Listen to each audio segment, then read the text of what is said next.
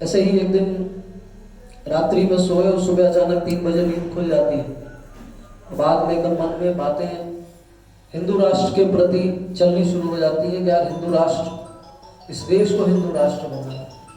यह हादसा मेरे साथ हुआ और उस 3 बजे के बाद से करीब पूरा दिन इस विषय पर चर्चा होता चला गया और निरंतर उसके बाद से, जो कि मैं श्रद्धेय दादाजी अशोक सिंघल जी का बहुत बड़ा पुजारी हूँ, मैं उनके आदर्श पर चलने वाला व्यक्ति, और मैं इस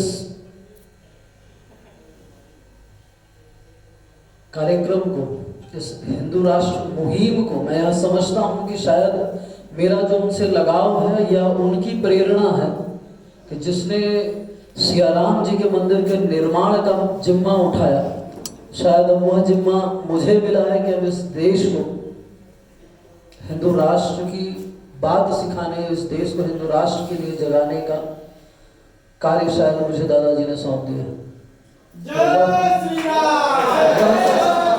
उसी प्रेरणा के साथ मैं निरंतर आगे बढ़ रहा हूँ।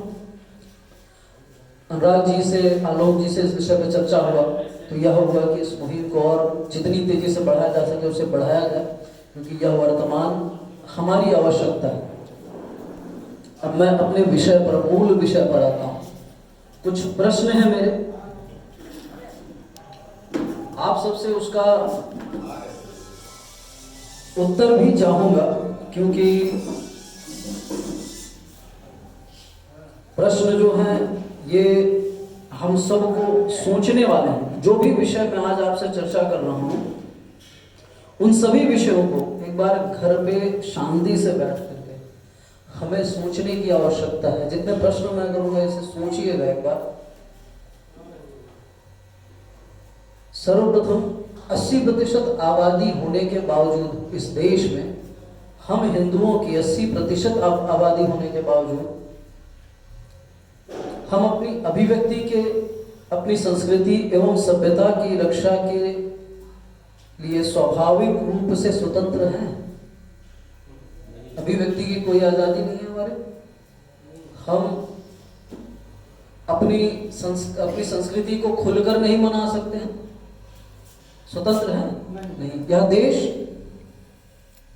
कहा जाता है यह देश, इस देश में सबसे ज्यादा जो जनसंख्या है वह 80% हिंदुओं की है।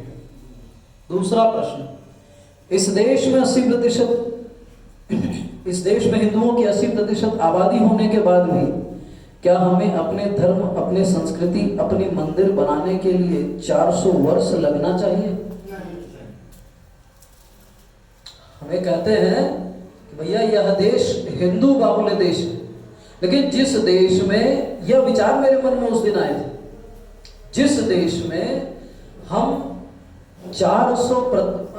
80% हैं, उस देश में अगर हमें सियाराम जी के मंदिर के निर्माण के लिए 1 लाख लोगों के जीव की, 1 लाख लोगों की जान की आहुति देनी पड़े, लड़ाई लड़नी पड़े, और उसके बाद भी 400 वर्ष का समय बीत जाए, आप उस देश को हिंदू राष्ट्र कहेंगे? उस देश को हिंदू बाहुल्य देश कहेंगे? तीसरा और आखिरी प्रश्न है, मैं जिस किसी व्यक्ति से मैंने निरंतर हिंदू राष्ट्र के विषय पर चर्चा किया, सब लोगों ने उपहास उड़ाया, सब लोग मजाक उड़ाते हैं, लेकिन मैं यह जानता हूं कि पहले मजाक उड़ता है, फिर उसके बाद आप अकेले चलते रहिए, निरंतर वह भीड़ बढ़ती जाती है, क्योंकि वह मजाक, इतिहास बनाने वाले का पहले मजाक ही उड़ाया जाता है। जब लोगों से यह चर्चा करता हूं इस देश को हिंदू राष्ट्र बनाना है, तो लोग यह कहते हैं यह देश तो हिंदू राष्ट्र है। क्या वास्तविकता में यह देश हिंदू राष्ट्र है?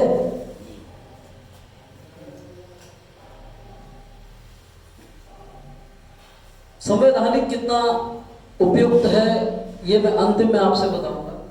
आपको एकदम पूर्व में लेके चलते हैं। हम जब इस समय, एक समय था पूरे विश्व में सनातन राष्ट्र छाया हुआ था, सभी हर स्थान पर सनातनी निवास करते थे, और वह हमारी जो भावनाएं थी, हमने मिट्टी के उस कण से लेकर के विशाल काय जीव जंतुओं की पूजा की, जिन्होंने हमने हमें दिया, और जिन्होंने नहीं दिया उनका हमने संरक्षण किया। हमने कभी किसी को आहत नहीं पहुंचा।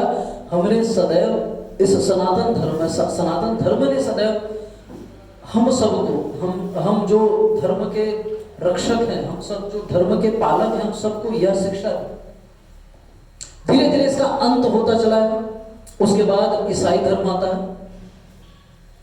ईसाई धर्म आने के बाद हमें, ईसाई धर्म आया कैसे? हमारी वो प्रेम, हमारे जो भाव थे, हमने मात्र एक गलती की, उन्हें अपने घर में स्थान दिया रहने के लिए।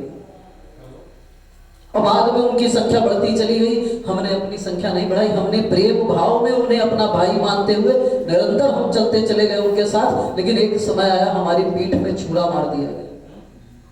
फिर एक देश से सनातन धर्म समाप्त, सब परिवर्तित हो गए। ऐसे करते करते सनातन धर्म के जो पालक हैं वह मात्र कुछ देशों में रह गए हैं। एक या दो देश, 2 या 3 देश में, इससे ज्यादा नहीं। आज 156 ईसाई देश है, 45 या 52 मुस्लिम देश है, 56, 57 देश। 57 के बाद में आप और थोड़ा सा नीचे आते हैं तो हिंदू या सनातन राष्ट्र, सनातन धर्म के जो भी देश हैं, वह एक तो पहले नेपाल था, जो घोषित हिंदू राष्ट्र था, और आज वह नहीं। यह सिर्फ एक कारण था, मात्र एक कारण था कि जो हमारे पास आया, जिसने हमसे दोस्ती की, हमने उसे इतना प्रगाढ़ प्रेम दिया कि उसने हमारे विश्वास को धोखे में बदलकर, हमारे साथ छल करके हमारे घर, हमारी जमीन और हमारे संस्कृति पर आहत किया। हम निरंतर सिकुड़ते चले आए और आज सीमित हो गए हैं भारतवर्ष तक। भारतवर्ष तक भी नहीं सीमित हो।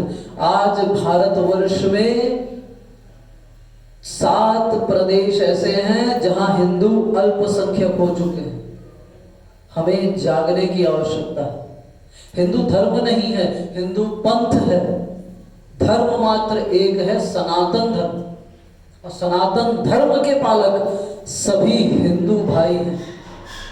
सनातन धर्म के पालक ईसाई, सिख भी हैं। 1400 साल पहले एक धर्म आता है जिसकी कट्टरता इतनी मजबूत है कि वह अंदर इस देश को खोखला करता चला जा रहा है। हमें पता नहीं चल रहा हमारे साथ में बैठने वाला भाई ईसाई कब बन गया। आने वाला समय देखिए, अगर हम आज गंभीर नहीं होते हैं, अगर हम आज अपने विचार को और अपने संस्कृति को, अपने संस्कृति के खिलाफ बोलने वालों के ऊपर कार्यवाही या आवाज नहीं उठाएंगे, तो मैं कहता हूं कि आने वाला समय आप भी या तो ईसाई बनने के लिए तैयार रहिए, या तो इस्लाम को बोलने के लिए तैयार रहिए। मैं देख रहा हूं इस्लाम तो खुल करके अलग देश मांग रहे हैं इस्लामी भाई, लेकिन ईसाई अंदर इस देश में कैंसर बनकर अंदर किसी को पता नहीं चलता है, सबको फंसा करके 1 मिनट में कलयुग चल रहा है। कलयुग में ऐसे हाथ लगाने से कोई अगर ठीक हो जाता तो हर आदमी डॉक्टर वैद्य को छोड़ करके उसी व्यक्ति के पास दिन भर बैठे रहते।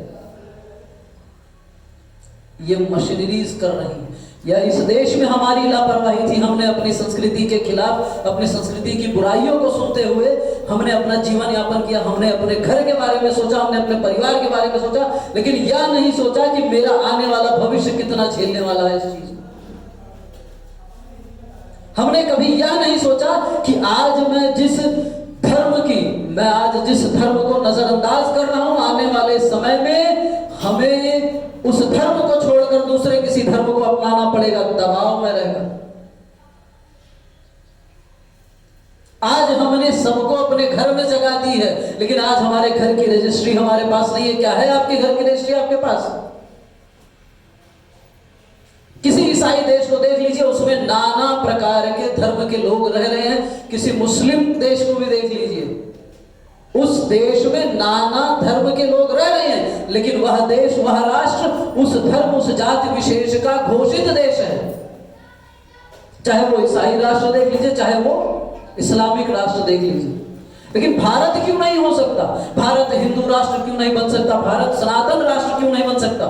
सिर्फ हमारी लापरवाही है। इस देश में 80% हिंदू होने के बावजूद भी अगर हम इस देश को सनातन राष्ट्र नहीं घोषित करवा सके तो हम सभी इस देश के हर उस हिंदुओं पर धिक्कार है। हमारी उस, मैं बात ताली बजाने के लिए नहीं बोल रहा हूं, मैं बात आप सबको समझाने के लिए बोल रहा हूं कि अपने खून को पहचानो। जितने हिंदू बचे हो ना, तुम वो शेर की औलाद हो जिसने गर्दन पर तलवार रखने के बाद भी अपने धर्म को बदलने की बात नहीं की, सर कटा दी।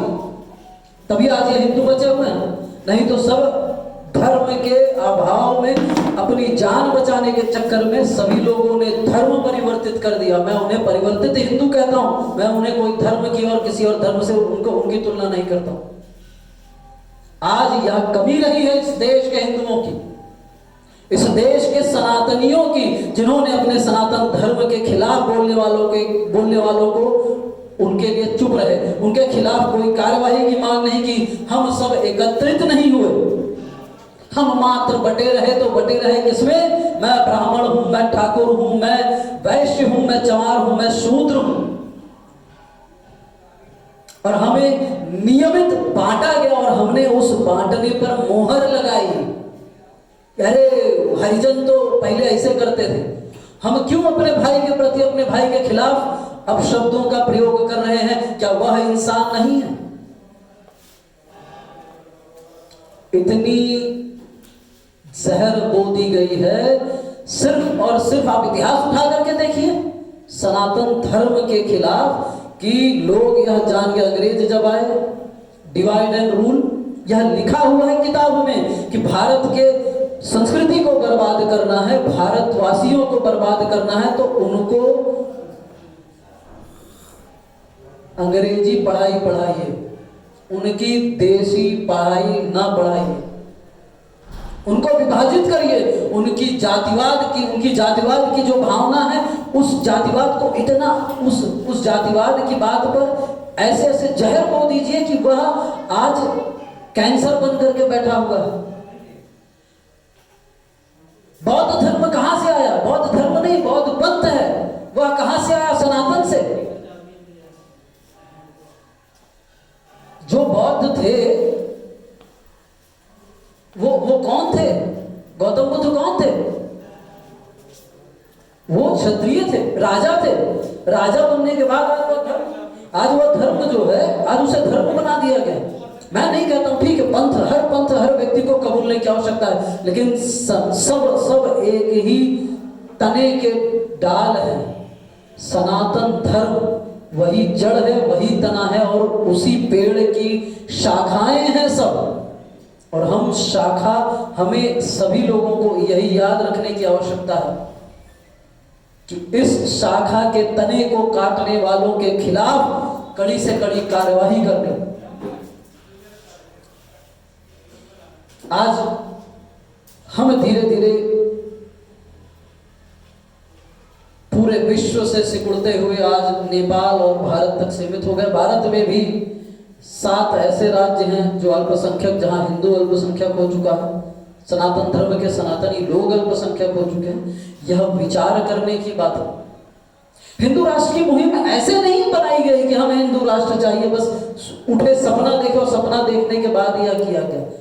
हमें पल पल इंगित किया जाता है, हमें पल पल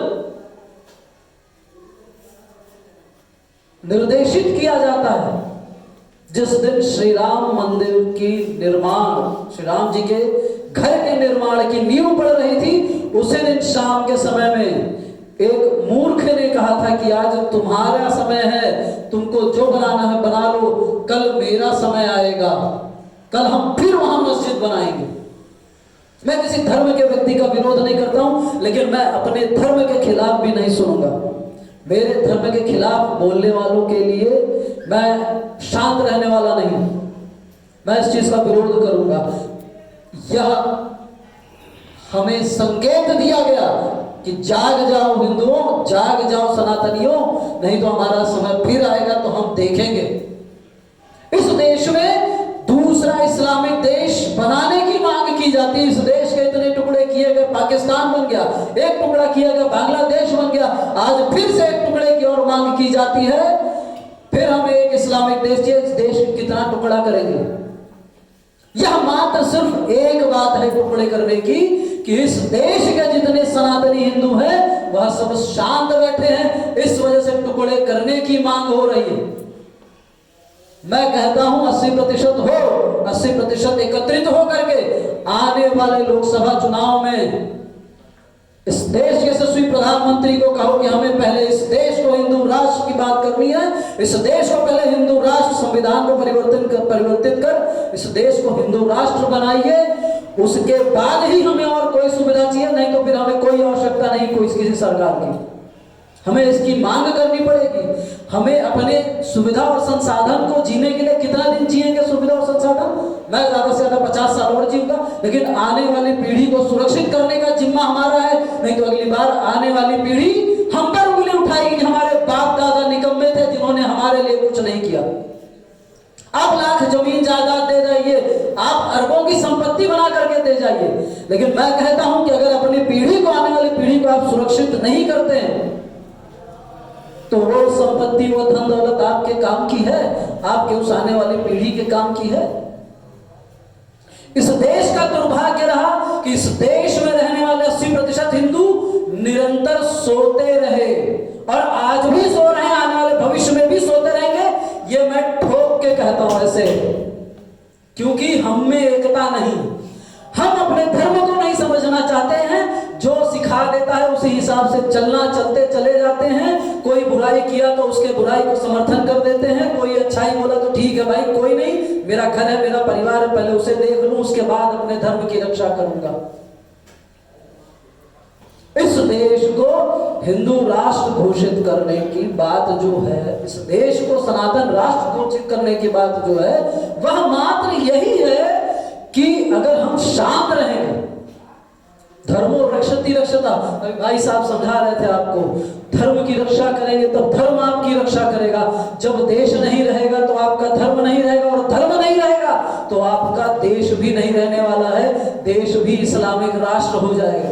तो आप अपने धर्म को जीवित जिस दिन इस देश में करेंगे, धर्म को जीवित रखेंगे, धर्म की लड़ाई लड़ेंगे, तो यह देश उस दिन तक हिंदू राष्ट्र रहेगा। जिस दिन आप अपने धर्म की लड़ाई लड़ना बंद कर देंगे, मैं कहता हूं यह देश फिर किसी न किसी समाज या समुदाय या किसी और पंथ के नाम घोषित हो जाएगा, क्योंकि इस देश पर पूरा विश्व आश्चर्य करता है कि ऐसी ऐतिहासिक चीजें, इतनी विविध प्रकार की समुदाय जाति को लेकर यह देश चल रहा है।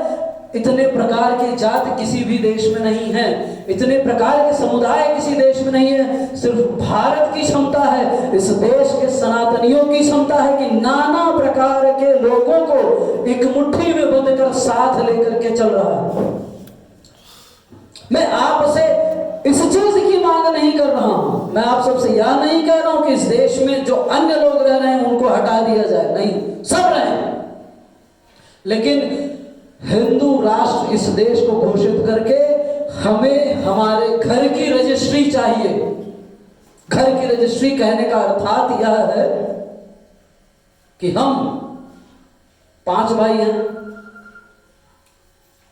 5 भाई में एक का नाम राम, श्याम, लक्ष्मण, भरत, शत्रुघ्न हो गया। 5 भाई एक घर में रह रहे हैं, 2 भाई का परिवार बढ़ा, 3 भाई शादी किया, उनका परिवार 2 भाइयों से और ज्यादा बढ़ गया। 3 भाई एकत्रित हो गए, वो 20 की संख्या में हो गए, 2 भाई, पत्नी और बच्चे 6-7 की संख्या में पहुंच गए। तो जब 20 की संख्या में रहने वालों को इस घर में परेशानी होगी तो वह 2 भाई पे दबाव डालेंगे कि भैया आप हो तो ऊपर एक मंजिला और बना लो, हमारे लिए छोड़ दो, हमें जगह कम पड़ रही है। वह भैया प्रेम से वो भी छोड़ देता है, ऊपर चला जाता है। फिर वो होता है कि उनकी संख्या बड़ी तेजी से बढ़ती चली जा रही है, कुछ गोद ले रहे हैं, कुछ पैदा कर रहे हैं। लेकिन अंत में क्या होता है, अंत में यह होता है कि जो ऊपर गया उस भाई को फिर कहा जाता है भैया एक मंजिला और बना करके आप चले जाइए। वह सनातन धर्म के पालक थे जो एक मंजिला बना करके ऊपर ऊपर जा रहे हैं, और यह लोग ऐसे थे कि जो यह चाह रहे हैं कि वह भाई कमा रहा है वो मंजिला बनाते चला जाए और हम उस जमीन पर कब्जा करते चले जाएं, और एक समय आता है कि उस भाई को उस छत से नीचे फेंक दिया जाता है, उस भाई का नामो निशान खत्म हो जाता है, उस परिवार वह वंश खत्म हो जाता है। उसके बाद राज किसका चलता है? जो तीन अन्य लोग थे, जो तीन अन्य लोग थे जो कब्जा करना चाहते, जिनका आज वो अधिकृत हो गया कि यह हमारा समाज है। अब वो तीन में भी लड़ाई छिड़ जाएगी, क्योंकि जिसका बहुत बड़ा परिवार होगा वो भी उन तीनों में से किसी को फेंकेगा। अंत में एक बचेगा जो यह घर को, उस घर को अपने नाम करेगा, भैया यह मेरा घर है। यही उदाहरण रहा कि इस विश्व में ईसाई राष्ट्र घोषित हो गए। यही उदाहरण रहा कि सभी सनातन धर्म के पालकों को हर राष्ट्र से, हर देश से भगा भगा कर उनको या तो परिवर्तित कराया गया, तो उनके मौत के घाट उतार दिया गया। उसके बाद अंत में पाकिस्तान में 1% हिंदू बचता है, आधा प्रतिशत। आज भी बांग्लादेश में हिंदू दौड़ा दौड़ा कर मारे जा रहे हैं। आज नेपाल को सेक्युलर राष्ट्र घोषित कर दिया गया। हमें जागने की आवश्यकता है। अगर हम जागेंगे नहीं ना, आने वाला भविष्य, मैं कहता हूं इस घर की रजिस्ट्री अगर उन दो भाई के नाम पे होती, जमीन की रजिस्ट्री, उन दोनों भाइयों को कभी कोई उस छत से फेंक नहीं सकता था। लेकिन दुर्भाग्य था, वह दो भाई बहाव में आकर के उस भाई को जगह दी, और अंत में उस भाई ने क्या किया, उन तीनों भाइयों ने मिलकर के मार दिया। उन तीनों में जो बहुत मजबूत रहा उन दोनों को मार करके एक अपना राजा बनकर के बैठ गए। मैं कहता हूं किसी को मत निकालो मेरे घर से, सब रहेंगे, लेकिन इस घर की रजिस्ट्री मेरे नाम पे चाहिए। इस घर की रजिस्ट्री सनातनियों के नाम पे चाहिए कि इस देश में जो कुछ भी चलेगा वह सनातन धर्म के हिसाब से चलेगा, सनातन रीति के हिसाब से चलेगा, सनातन कर्म कांड के हिसाब से चलेगा, सनातन संस्कृति के हिसाब से चलेगा। इस देश में मैंने कष्ट होता है मुझे, लेकिन मैं कहता हूं श्री राम मंदिर की लड़ाई लड़ने में जो हमने 400 साल बर्बाद किया ना, ठीक है, वो जो हुआ अच्छा हुआ, वो विधि का विधान था। लेकिन मैं कहता हूं अगर वो 400 साल हमने इस देश को हिंदू राष्ट्र बनाने में लगा दिया होता, तो आज हमें अपने लिए चिंता नहीं होती कि आज हमें इस देश में कब अपना धर्म बदलना पड़ेगा, कोई गारंटी नहीं। हिंदू राष्ट्र मैं ऐसे नहीं बोलता हूं, मैं डेली प्रतिदिन एक ना एक संदेश देखता हूं जहां हमें इंगित किया जा रहा है कि बेटा जाग जाओ नहीं तो मार दिए जाओ। एक लड़का जो परिवर्तित हिंदुओं के क्षेत्र में झंडा लेकर के घूमता है उसे मार दिया जाता है बेरहमी से, एक हिंदू आवाज नहीं उठाता। खुलेआम लव जिहाद हो रहे हैं, कोई आवाज नहीं उठाता। क्यों नहीं उठाता? मेरी बेटी के साथ नहीं हुआ इसलिए नहीं उठाएगा आवाज।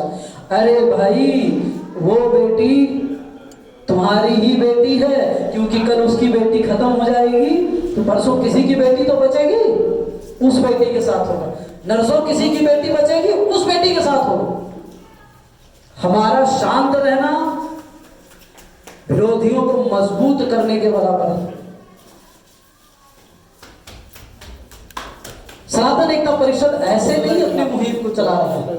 सनातन एकता परिषद ऐसे ही नहीं अपने आप को मजबूत बनाने का प्रयास कर रहा है। सनातन एकता परिषद और हिंदू राष्ट्र ये एक सिक्के के दोनों पहलू हैं। एक तरफ सनातन एकता परिषद दिखेगा, दूसरी तरफ हिंदू राष्ट्र दिखेगा। हमारी यह मुहिम अंतिम सांस तक चलेगी। जब तक जीवित रहूंगा मैं हिंदू राष्ट्र की ही बात करता रहूंगा, क्योंकि मुझे यह लगता है कि मेरी जो जिम्मेदारी है इस देश को सुरक्षित करना, इस देश को जगाना। और अगर थोड़ा सा भी अगर यह देश जाग जाएगा, इस देश के सभी सनातन भाई जाग जाएंगे, तो अगर मैं इस देश को सनातन राष्ट्र घोषित करने में सफल रहा तो मेरा वह जीवन सफल, नहीं तो पुनः जन्म लेने का प्रयास करके फिर उसी लड़ाई में लड़ने के लिए उतरूंगा।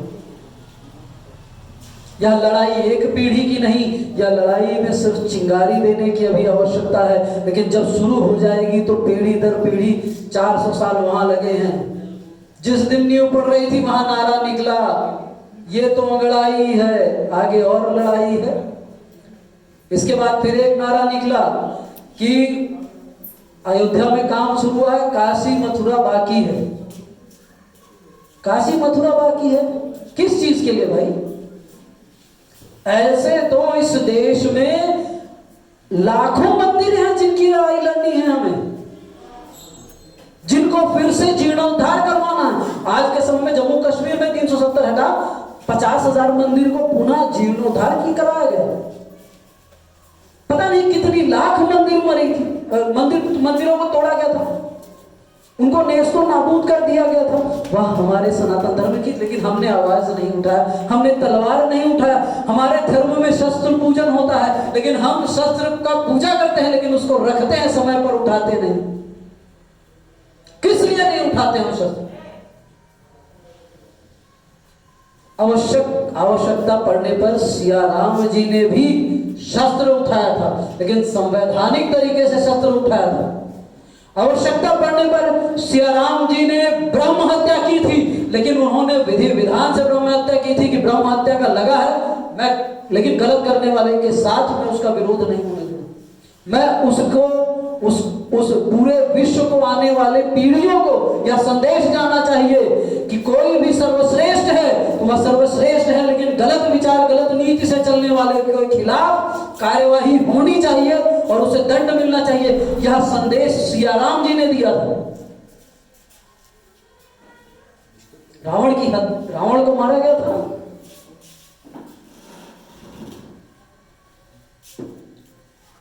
यह मात्र हिंदू राष्ट्र की बात है, यह मात्र आने वाले भविष्य, हमारी आने वाली पीढ़ी, हमारे आने वाले बच्चों को संरक्षित करने की बात है। कल हम जीवित रहे या ना रहे, कम से कम हमारा बच्चा यहाँ खुलकर अपनी धर्म, अपनी संस्कृति की बात करेगा। आज कोई हमारे त्योहार आते हैं, होली पे पानी बर्बाद होने लगता है, दिवाली पे पोल्यूशन होने लगता है। क्यों? हमारी ही त्योहार, हमारी संस्कृतियों में क्यों ये प्रश्न खड़े किए जाते हैं और हम उसे पूर्णतया पालन करते हैं?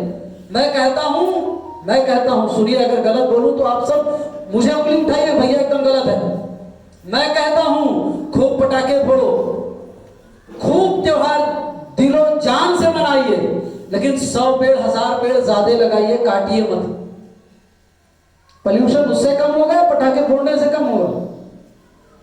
पेड़ पौधों के कार्य हैं पोल्यूशन, वातावरण को शुद्धिकरण करना। वो दिन प्रतिदिन करते चले जाएंगे और हम त्योहार नहीं मनाएंगे। हमारी नीति पे क्यों कमियां दिखाई जा रही? वह मात्र यही है, सारी मानसिकता सनातन धर्म के विरोध, सारी मानसिकता इस देश के विरोध में चल रही है। आज के समय में यह देश कैसे आज भी पनप रहा है? जिस समय में पूरे विश्व में मातम छाया हुआ था, आर्थिक तंगी आई हुई थी, उस समय इस देश में अरबों में लोग लोन ले रहे थे। इस देश में बहुत ज्यादा किसी को फर्क नहीं पड़ा था। यह वह भारत है। इसकी संस्कृति की तुलना किसी भी देश से नहीं की जा सकती है, इसकी रीति नीति की तुलना किसी भी देश से नहीं की जा सकती है। यह हमारी संस्कृति, सनातन धर्म हमें सिखाता है। आज हम जीवित हैं, आज हमें मंदी का असर नहीं पड़ रहा है, आज हमें किसी भी कोरोना या बहुत सारी चीज है कि आज हमें असर नहीं पड़ रहा है। हम उस स्तर पे नहीं है जितना अन्य देश, अन्य राष्ट्र झेल गए। वह सिर्फ इस देश की संस्कृति और सनातन रीति नीति थे कि आज हम सुरक्षित। तो क्या हमें अपने धर्म की लड़ाई नहीं लड़नी चाहिए? आज आप 10 लोग हैं, मैं चाहता हूं इन सभी विषयों पर गंभीरता से ध्यान रखिए। कल आपकी बेटी यहां से बाहर जाती है, 4 अगर उस क्षेत्र में आदमी छेड़ेगा तो आप क्या शांत रहेंगे?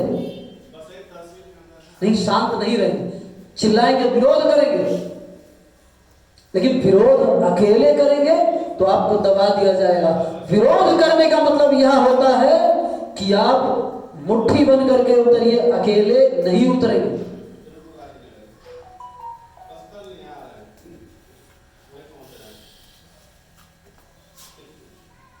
मेरे गुरुजी ने मुझे एक बात समझाई, कुलदीप एक चीज थोड़ा सा ये अपने जीवन में याद रखना, सबसे तेज बुद्धि है और सबसे ताकतवर बुद्धि,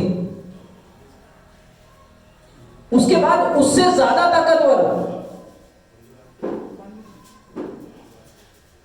व्यक्ति का बल है और उससे ज्यादा ताकतवर समूह का बल है। जब आप समूह में व्यक्ति के पास जाते हैं, सबसे ताकतवर बल होता है, सबसे ताकत आदमी के शरीर में है, उससे ज्यादा ताकतवर आदमी की बुद्धि में है, आदमी के विवेक में है, और उससे ज्यादा ताकत समूह में है कि जब आप समूह में किसी बुद्धिजीवी व्यक्ति के पास जाएंगे तो उसका दिमाग काम करना बंद कर देगा कि यार अब इससे कैसे लड़ूं। जब आप पुलिस थाने जाते हो, आप अकेले चले जाओ, आपको कैसे ट्रीटमेंट होता है, और 10 लोगों के साथ जाइए, देखिए आपके साथ कैसे ट्रीटमेंट होता है, आपको परिवर्तन दिखेगा। तो समूह की ही ताकत होती है। यह संदेश हमें नित्य सदैव हमें दिया जाता है। वह परिवर्तित हिंदू सदैव हमें संदेश देते हैं, लेकिन हम उन संदेशों को नहीं पढ़ते हैं, हम उन संदेशों को नहीं समझते हैं, हम उन वार्निंग्स को नहीं समझते हैं। हमें जो इंगित किया जाता है हर समय, हम हर उन चीजों को समझने की आवश्यकता है।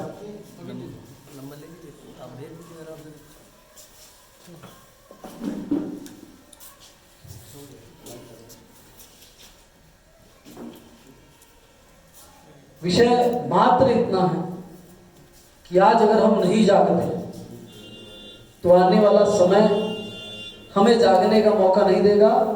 हम धीरे धीरे धीरे धीरे जिस प्रकार 7 राष्ट्रों में अल्पसंख्यक हो गए, धीरे धीरे ऐसे एक दिन 8 राष्ट्र होगा, 8 प्रदेश होगा, फिर 9 प्रदेश होगा, 10 प्रदेश होगा, फिर धीरे धीरे सब समाप्त होते चले जाएंगे।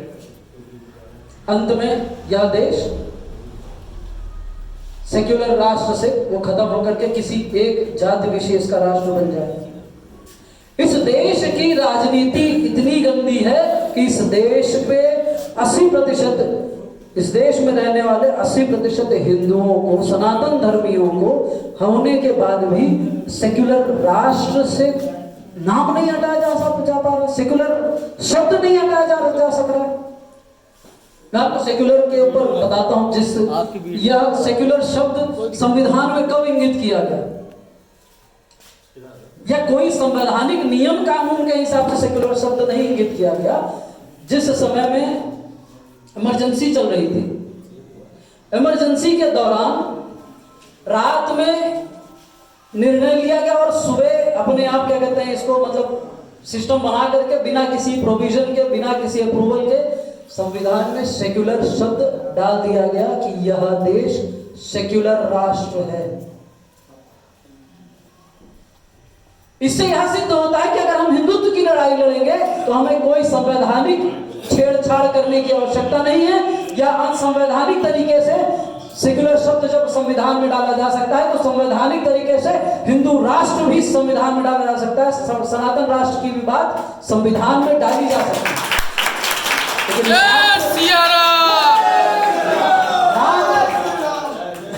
मात्र एक आवश्यकता है हम सब लोगों की, हम सभी सनातनियों की मांग सिर्फ एक रहे, इस देश को हिंदू राष्ट्र घोषित करिए, इस देश को सनातन राष्ट्र घोषित करिए, और इस देश का संविधान सनातन नियम कानून के हिसाब से पुनः निर्मित किया जाए,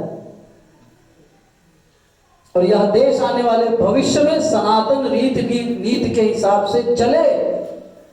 सब रहे, मुझे कोई परेशानी नहीं, लेकिन मेरा देश, मेरी आने वाली पीढ़ी सुरक्षित रहे। मुझे भय लगता है जब मेरा सहयोगी, मेरा भाई सिर्फ इसलिए मारा जाता है कि वह देश प्रेमी है।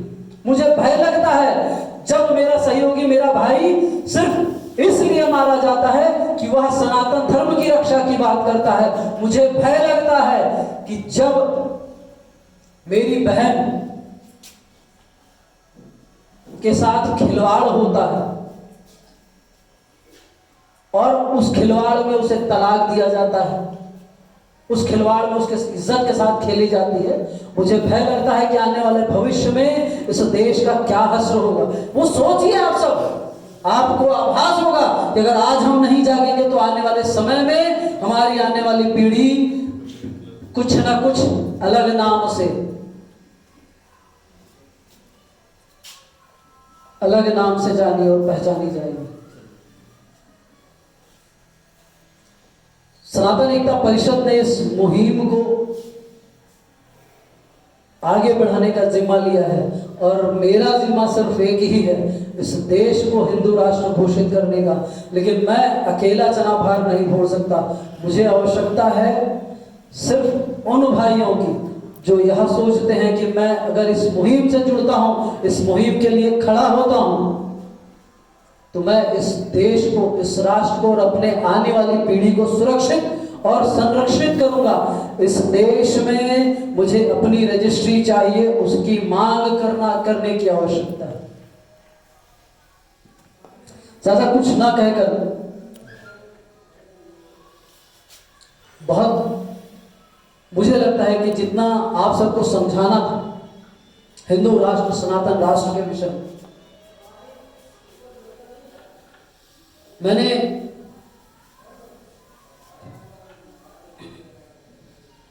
अपना पूरा प्रयास किया आपको समझाने का। मैं सिर्फ आपसे निवेदन करूंगा कि एकांत में बैठकर इन विषयों पर एक बार चिंतन कर लीजिए। अगर आपको सही लगे तो दिल से एक दिन इस देश को समर्पित करिए। एक दिन मतलब पूरा महीना नहीं, इस हफ्ते का एक दिन आप इस देश को समर्पित करिए कि एक दिन मैं देश के लिए लड़ूंगा, एक दिन मैं देश के लिए खड़ा रहूंगा, एक दिन अपने धर्म और अपनी समाज के लिए लड़ूंगा। सिर्फ एक दिन समय दीजिए। इन्हीं विषयों पे हमें लोगों को जागरूक करने की आवश्यकता है।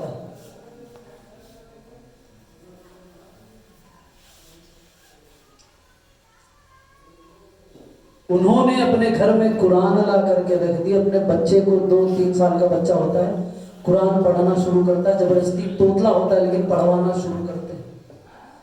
कि क्या हमारे घर में छोटे से बच्चे को गीता पढ़ाई जाती है? हमने अपने संस्कार में वो सब कभी बात ही नहीं डाली। हमने कभी अपने पिताजी से जय सिया राम किया ही नहीं, पिताजी के चरण पर सर रखकर प्रणाम किया नहीं। हमें शर्म आती है, इसलिए हमने नहीं प्रणाम किया। आज पिताजी को डैडी बोलते हैं, मैं भी बोलता हूं, लेकिन मैं परिवर्तन ला रहा हूं कि मैं पिताजी बोलूं कि पिताजी हमारी सनातन धर्म, सनातन शब्द है। हमने कभी अपने बच्चे से नमस्कार, नमस्ते यही सिखाया। हमें उसे कभी यह नहीं सिखाया बेटा जय श्री राम बोलो, जय सिया राम बोलो, जय श्री कृष्ण बोलो। आध्यात्मिकता तभी जागेगी जब आप आध्यात्मिक शब्द या आध्यात्मिक मंत्र या आध्यात्मिक चीजों का निरंतर प्रयोग करेंगे। हमारी रीति नीति से टीका हट गया, शिखा हट गई, हमारे कर्मकांड हट गए। सिर्फ ब्राह्मण के कर्मकांड नहीं होते हैं, टीका, शिखा और जनेऊ ये हिंदू धर्म के सभी वर्णों के लिए है।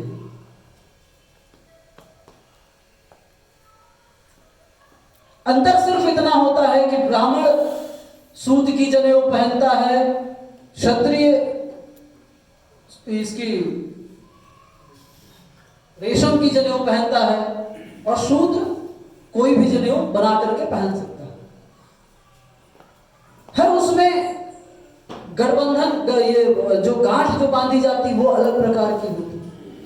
लेकिन हम उस रीति नीति को छोड़ते चले जा रहे हैं। हम अपने बच्चों को जय सिया राम बोलने से क्या कहते हैं कि हिचकिचाते हैं। हम अपने बच्चे को सुबह उठ करके वह हमें प्रणाम करें, हम अपने माता के पिता को प्रणाम करें, हम उससे बचते हैं। तो हम कहाँ से इस देश के लिए लड़ेंगे, हम कहाँ से अपने धर्म के लिए लड़ेंगे? क्योंकि हमें अपने धर्म, अपनी रीति नीति का ही पालन करने में शर्म आती है। अगर इस देश को हिंदू राष्ट्र बनाना है और इस देश को अगर सनातन राष्ट्र घोषित करवाना है तो पहले सनातन धर्म की रीत नीति, सनातन संस्कृतियां हमारे घर में, अपने बच्चों में, अपने परिवार में छलकनी आवश्यकता है। वो छलके, वो दिखे। बच्चा जब आपको देखे तो पिताजी जय सिया राम करे, आपको प्रणाम नहीं करेगा तो कोई बहुत बड़ी बात नहीं है, लेकिन सबसे बड़ी बात यह है कि वह उस मंत्र का नाम, उस मंत्र को जाप कर रहा है जो आपकी मूल धारा को मजबूत कर रहा है। जय श्री कृष्ण कहे, हर हर महादेव कहे। सिया राम जी ने जब उनसे कोई मिलने आता था तो भक्त उन्हें सिया राम, जय सिया राम करके उन्हें संबोधित करते थे, उनकी जय करते थे। वह मिलने का समय होता जब जय सिया राम हम बोलते हैं। जब हम रण में उतरते हैं, जब हम आपसे मिल करके अपने अन्य दैनिक कार्य में जाते हैं, तो यही हमें रामायण से सीखने की आवश्यकता है। संदेश रामायण ने जिस प्रकार से जीने की पद्धति दी है, उन हर शब्दों को जिस दिन हम समझ जाएंगे, हमें और किसी चीज को समझने की आवश्यकता नहीं हुई है। जब रण में सिया राम जी उतरे, उन्होंने स्वयं हर हर महादेव का नारा लगाया था। हर हर महादेव क्यों बोला गया था? रण में जाते समय हम महादेव को याद करते हैं, क्योंकि इस विश्व के विनाशक वही। आपको मजबूती मिलेगी तो जो धर्म के खिलाफ जा रहा है वह विनाशक आपके साथ खड़ा होकर के आपको मजबूती देगा।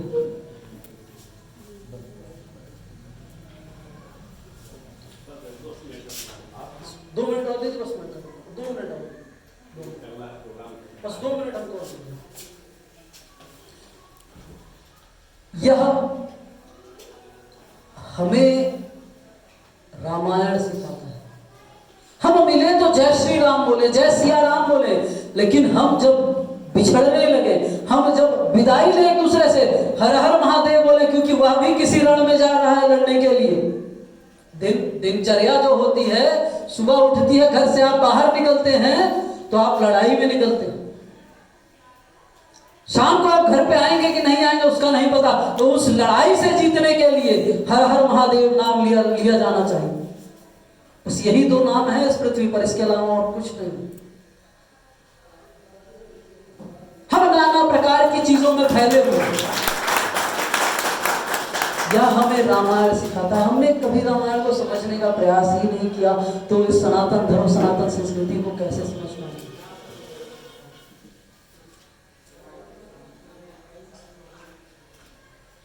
ज्यादा कुछ ना कहकर मैं अंत 2 पंक्तियों से करूंगा। उठो धरा के वीर सपूतों, तुम्हें जगाने आया हूं, कर संकल्प सनातन रक्षा की, हिंदू राष्ट्र बनाने आया हूं। सभी को बहुत धन्यवाद।